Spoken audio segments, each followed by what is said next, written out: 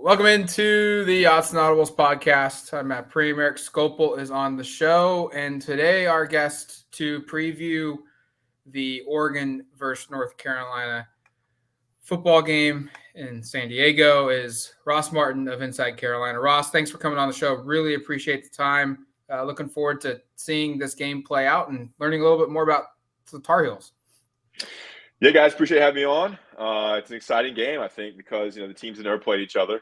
It's kind of East Coast versus West Coast, and I think there's just a cool kind of Nike, Jordan brand.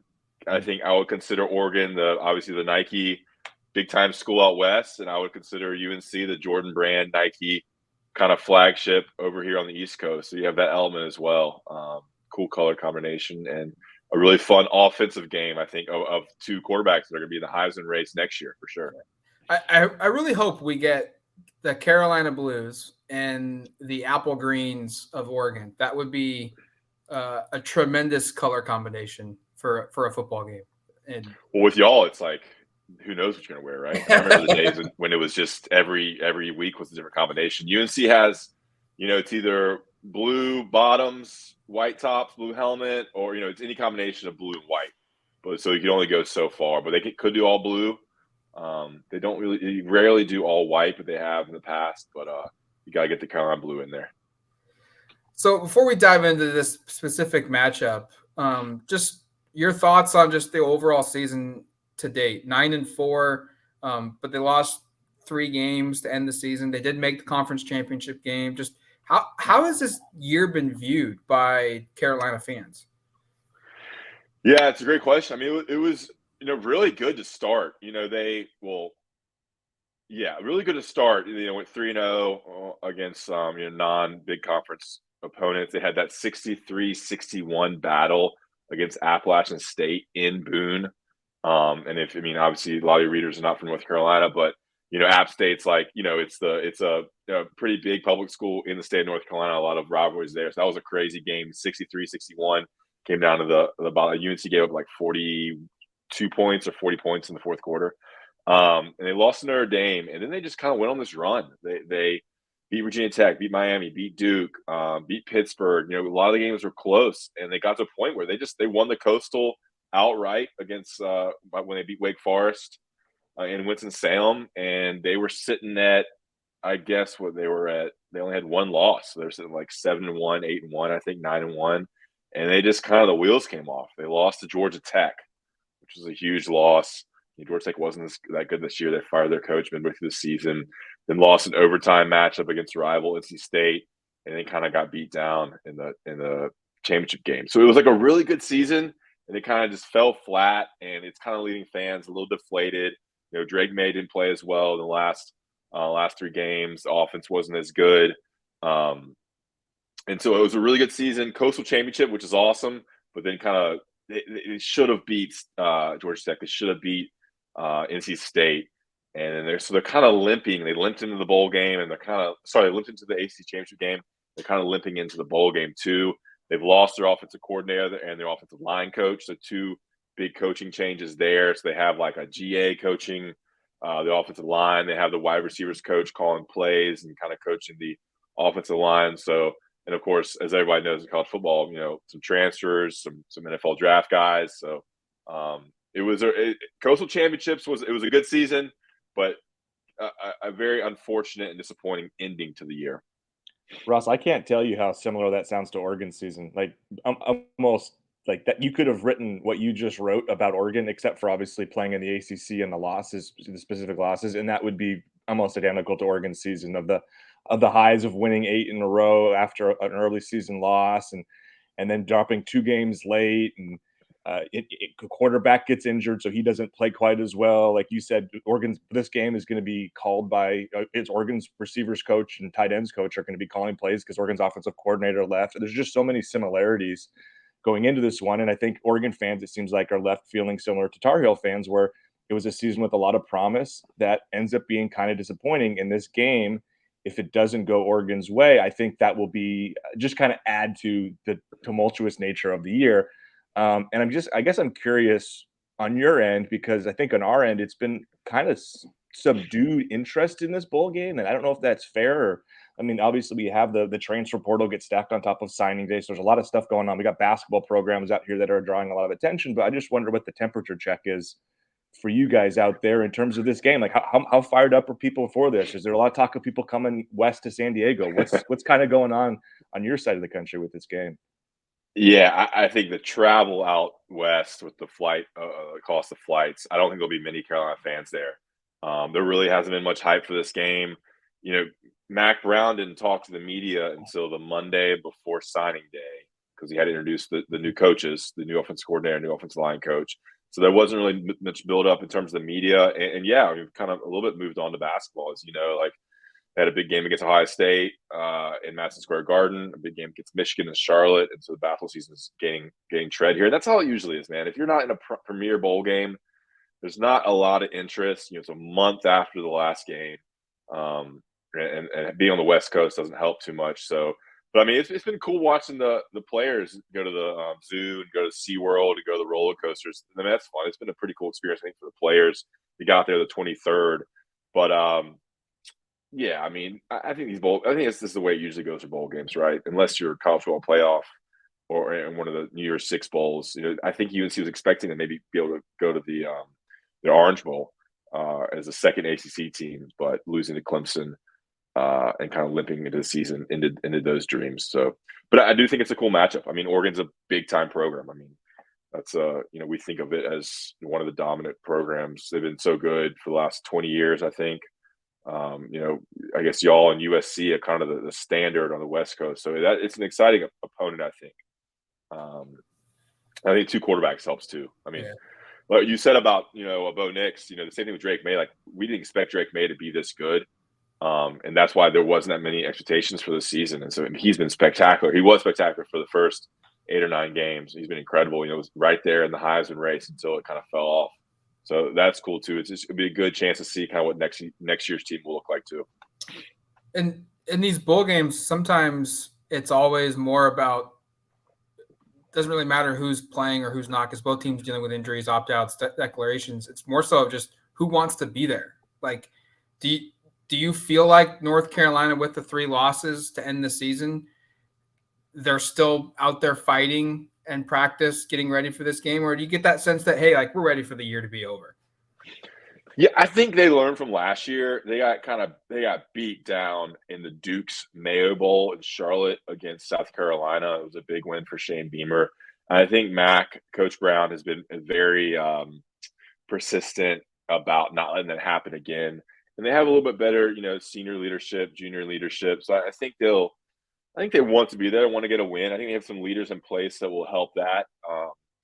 I don't know what happened last year, but it was a pretty bad loss. So I think knowing how that felt will kind of inspire them to come out and want to win. Yeah, so that's how I'd answer that. Russ, I'm curious on Mac Brown in general, and this is a 71-year-old head coach, obviously one of the legends in the sport from his time at Texas, national championship coach. 4 years have all been pretty successful. I mean, I know North Carolina, the expectations are high. 9 wins. You talked about kind of maybe getting closer to where you wanted to be. What's the trajectory? How has he kind of felt, in, I guess, for you guys down there? Because this is a guy who I think for a lot of Oregon fans, they remember his time at Texas. And, you know, I was talking to my dad yesterday, and he was asking if this is Mac Brown's first or second season. I think he's been there a little bit longer than that. What can you kind of tell us about what he's accomplished down there so far? Yeah, so I think one thing he's really done is really stabilize the program. They had won 5 games in 2 years in the last 2 years of Larry Fedora. So he kind of raised the floor. The recruiting's been really good. You know, they had I think they had top 15, top 20 recruiting classes for 3 years. This year's probably going to finish top 30, maybe 25. So a little bit of a down year in recruiting this year, but they're getting 5 stars and more 5 stars than they've ever had. Over the last 2 or 3 years, you know, Drake May being one of them. I think he was a borderline 5-star. Keyshawn Silver, who's transferring, Tony Grimes, who's transferring. So they have recruited better, and I think the fact that some talent in the state of North Carolina has been a little higher too has helped. So he stabilized the program, but I think fans have been upset with how bad the defense has been. It hasn't been good yet. since he's been back. The offense has been really good. Sam Howell was the quarterback for 3 years. He was a really good quarterback, got drafted last year, set some records for UNC, and they just rolled into the Drake May era. He's going to be here for one more year. So offense has been really good under Phil Longo, who left for Wisconsin, but the defense just hasn't been there, and that's what fans were really upset with this year. Like, the offense was good enough. Like, the offense carried the team this year pretty much. It just, the defense still wasn't performing well. They were still winning games because the competition wasn't that great. I don't know if y'all know, but the ACC Coastal Division is just not good. I mean, it's Miami's down. Virginia Tech hasn't been good. Virginia's pretty average usually. Pittsburgh's okay. Duke, is usually 6-7 wins. So it's really, there's no real standout. You would think Miami and Virginia Tech would be the stars, but they haven't been that way since they joined the ACC. So even though UNC won the Coastal, the defense, they weren't ever that great, and it was always having the Drake May do a lot to win. So I think that the main complaint about Mac Brown would be he hasn't been able to field a really good defense. The offense has been pretty solid. Recruiting has been pretty good, but yeah, there's always, you mentioned he's 71. I get the question a lot about when he's going to retire. And he gets an extension. He gets a 1-year extension every year. So he has like a 5-year contract, like kind of rolling 5-year contract. And we'll see him. He could retire anytime now. It's kind of like Roy Williams in basketball. You know what's happening. You know what's coming at some point. You just didn't know when. But he's not going to coach forever. So could be next year. It could be in 2 or 3 years. We don't know. Let's take a quick break. When we come back, we'll continue our conversation with Ross Martin of Inside Carolina. All right, welcome back to the Autzen Audibles podcast. Ross, this game is supposed to be high scoring. I don't know if you know much about Oregon's defense, but they're terrible. And they don't have a pass rush. They had basically one good corner. Their linebackers were not good in defending the pass, and their 3 best players at all 3 levels are not playing in this game because they've all either gone pro and have opted out, or one of them is a senior and has opted out to prepare for the NFL draft. So I am anticipating, even with the opt-outs that Carolina has offensively, they're going to put up big yards. They're going to put up points just because Oregon's defense can't generate a pass rush and their coverage guys aren't very good.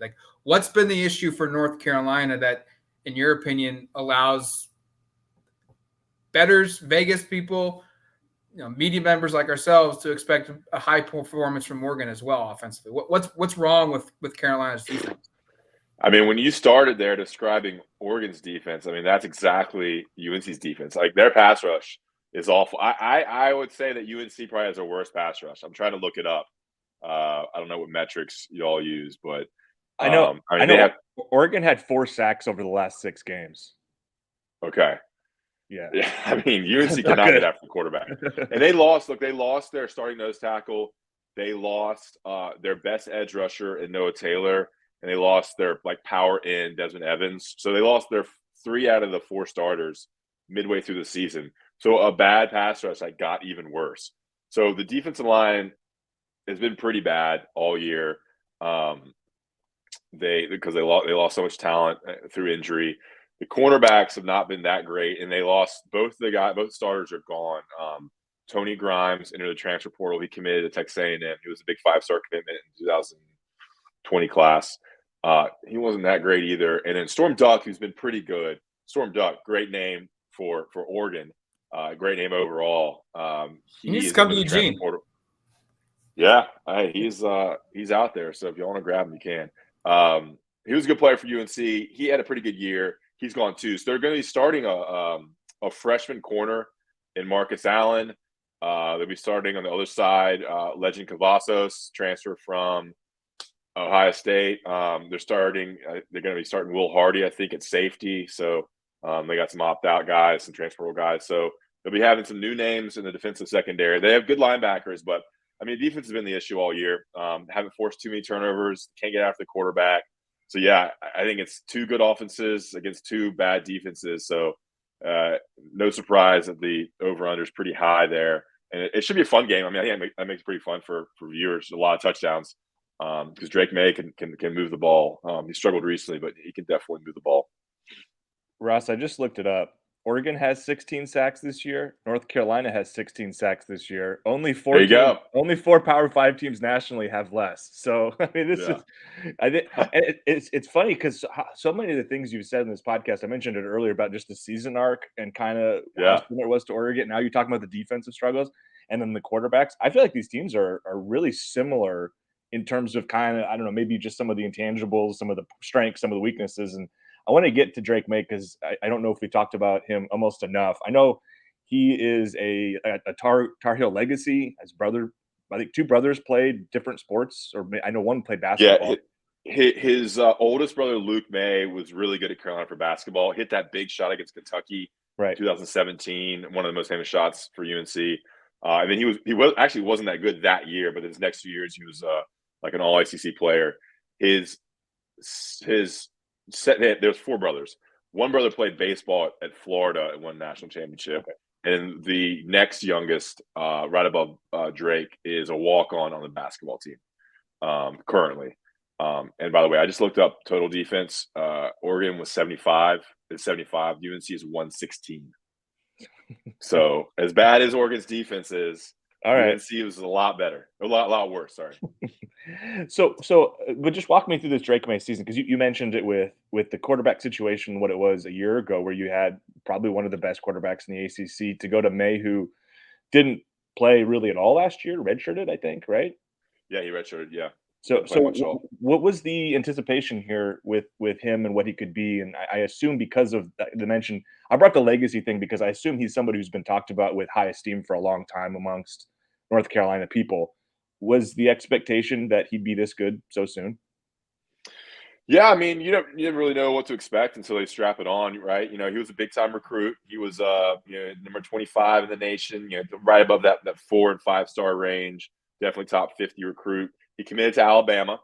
So it was an Alabama commit for, 6 months or whatever, then flipped to Carolina. He kind of flipped once Mac Brown got here and Phil Longo got to Carolina. He kind of saw what they were doing on offense.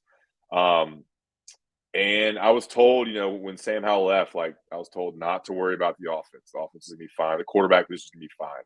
And, man, he burst on to the stage. It was really good against Appalachian State in that high offensive game there. I'm trying to go through the games here. Let's see. He just went out and won some games for UNC. He's mobile.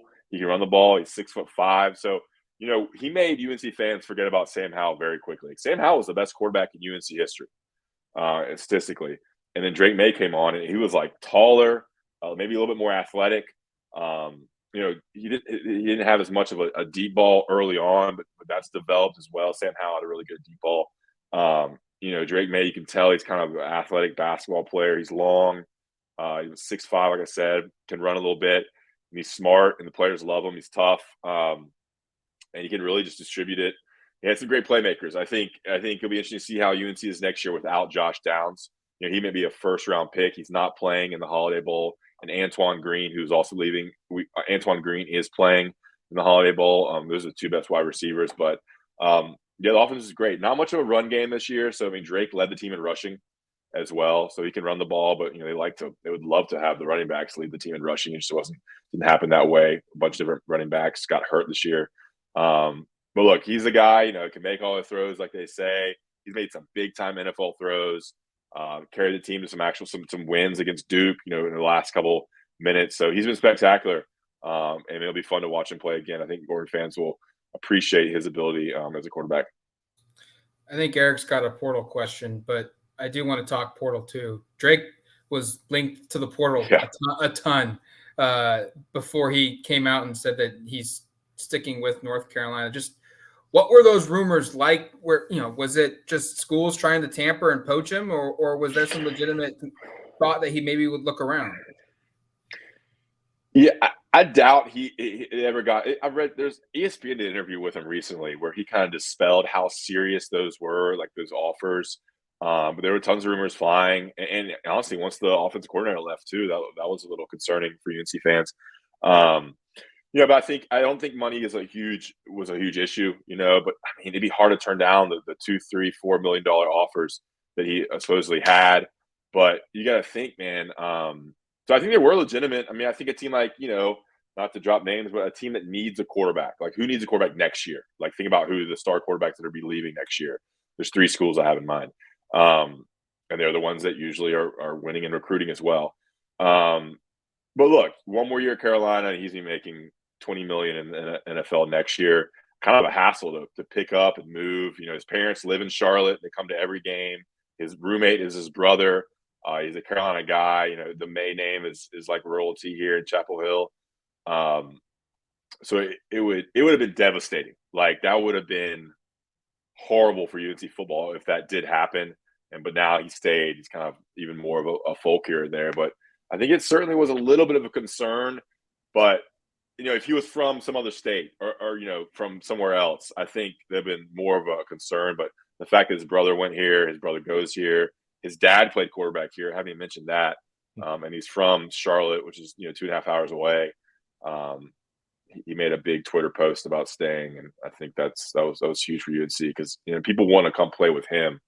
So you're seeing like a star transfer wide receiver coming in. People want to block for him, so that was huge. Russ, Matt kind of tipped where I was going next, but with the portal, I'm curious because you mentioned Downs is, I think, opting out to go to prepare for the NFL draft. So that's your top receiver not playing. Top 2 corners or starting corners, at least Grimes and Duck. Again, Storm Duck, we've got a petition for him to go to Oregon. That makes too much sense. I thought so 3 years ago, wherever it was when he was coming out, that made too much sense then too. But kind of who else in the portal? How hard has North Carolina been hit, and how much does that impact, do you think, this matchup? Like starting caliber players, guys that were contributors who aren't going to be playing. Yeah, I honestly don't think it's that big of a hit. I mean, they're losing their backup linebacker, Rod Dilworth. He didn't play that much. I'm kind of going through the list here, got in front of me. The backup quarterback committed to Arkansas. Like a backup kind of edge rusher who, he was okay. Chris Collins committed to Minnesota. And then Storm Duck's the biggest loss. I mean, he was a starter. He was a really good player. They could have definitely used him next year. So that's the big loss. And Cam Kelly was a starting safety. He entered the portal. He was okay. I think fans would argue he was not that good. There's always a reason why these guys are starting. I mean, he missed a bunch of tackles. But that's it, man. So the portal didn't hit UNC, I think, as hard as people would have thought. I think Tony Grimes, people were kind of fed up with him as well. He didn't have that great of a career at UNC. So really, Storm Duck's the big loss. And the 2 other starters in the defensive secondary, but it was a defensive secondary that wasn't that good. So I don't know if it's addition by subtraction there. But Josh Downs is a huge loss to the bowl game. Can't fault the guy for really leaving. I mean, he's going to be a first-round pick, maybe second-round pick. He is spectacular. I mean, him and Drake, he was having like 150-yard games, like back to back to back. He set a record for the most catches in UNC history in 3 games. And he was on a roll there. So a special talent at the slot there. But they've recruited well at wide receiver. So you've got him, Kobe Paysor. He'll step in right at slot. And he had a pretty good game when Josh Downs was out with injury. So there'll be a little bit of drop off, but not too much. They have some guys there at wide receiver who can play. But Josh Downs is very special. He's probably arguably the best wide receiver in UNC history. Good stuff, man. Really appreciate the time. That's all we had for you. Hopefully we get treated to a good back and forth game. You said it best, that look, when the defenses suck, that leads to touchdowns, that leads to big plays, that leads to lots of yards. That's what we want to see in these bowl games. Back and forth. It's not maybe the best thing to see in a regular season, a 61-60 game, but 61-60 in a bowl game, that's everything that we want. We want quirkiness. So hopefully we get that. Thanks for coming on the show, man. Really appreciate it. No problem. Yeah, and I think the Fox broadcast is great too because fans get Gus Johnson and Joel Klatt. Like UNC's never had those guys call games because it's usually ESPN or AC Network. So it's a cool TV game too. So it's a cool bowl. I appreciate it, guys. All right. Thanks, Ross.